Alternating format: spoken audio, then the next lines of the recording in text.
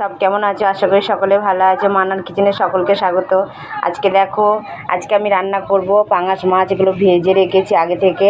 পাঙাশ মাছে কি কি মশলা দেবো দেখো। প্রথমে আছে দেখো পেঁয়াজ, কাঁচা লঙ্কা, এটা টমেটো, এটা ধনেপাতা, এটা হচ্ছে আদা বাটা, এটা জিরে বাটা, এটা রসুন বাটা, এটা হচ্ছে গোটা এলাচ, গোটা দারচিনি, শুকনো লঙ্কা, এটা হচ্ছে হলুদ গুঁড়ো, লঙ্কা গুঁড়ো, লবণ আর জিরে গুঁড়ো। এগুলো দিয়ে আজকে রান্না করব। কড়াই বসিয়ে দিয়েছি আগে থেকে। কড়াই গরম হয়ে গেছে। এবারে তেল দিয়ে দেবো কড়াইয়ে। তেল গরম হয়ে গেছে। এবারে দেব আমি দারচিনি, শুকনো লঙ্কা আর এলাচটা দিয়ে দেব।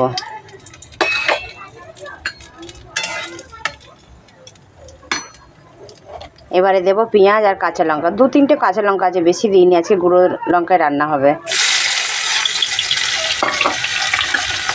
পেঁয়াজ দিয়ে দিলাম।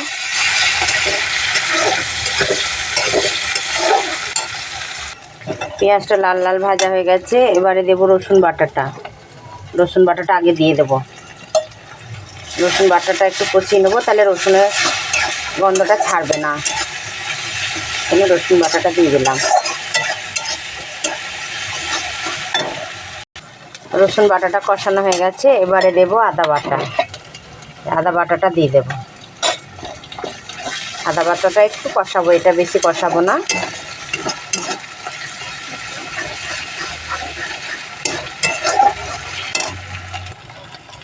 এবারে দেব টমেটো কুচিগুলো দিয়ে দেব। টমেটো কুচিগুলো পেঁয়াজের সাথে একটু পেস্ট করে নেব।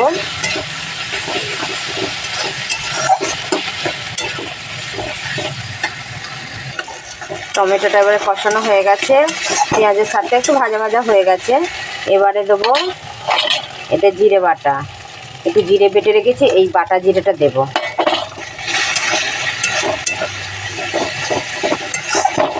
বাটা জিরেটা দিয়েছি, এটা স্বাদ আসবে, ওই জন্য বাটা জিরেটা দিয়েছি।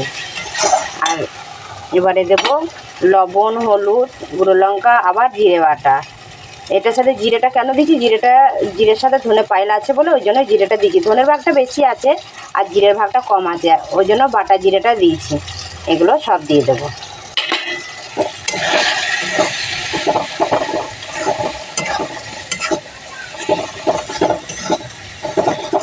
এই মাছটা খেতে খুব ভালো লাগে।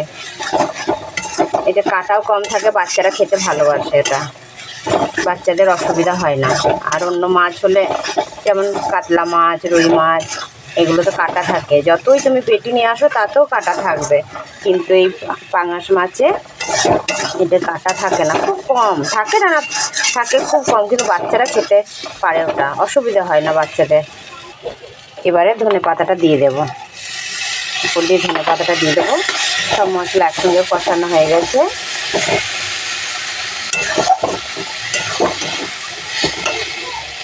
এবারে জল দেবো অল্প। জল দিয়ে একটু মশলাটা করে নিই।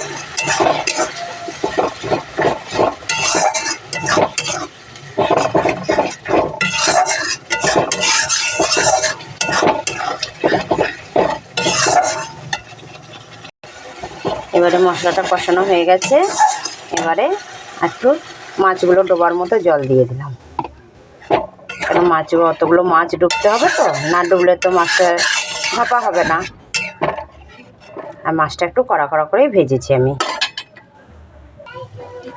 ঝোলটা ফুটে গেছে, অনেকটা গাঢ় গাঢ় হয়ে গেছে। এবারে মাছগুলো দিয়ে দেবো। এই যে ভাজা মাছগুলো সব দিয়ে দেবো।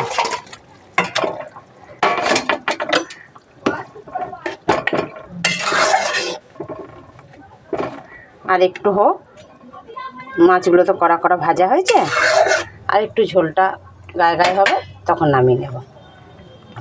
আমার মাছের রসা হয়ে গেছে, পাঙাশ মাছের রসা।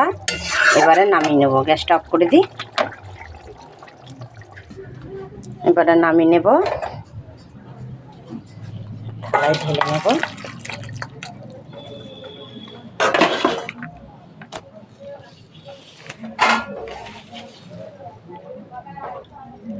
হাই ফ্রেন্ডস, সব কেমন হয়েছে কমেন্টে জানিও।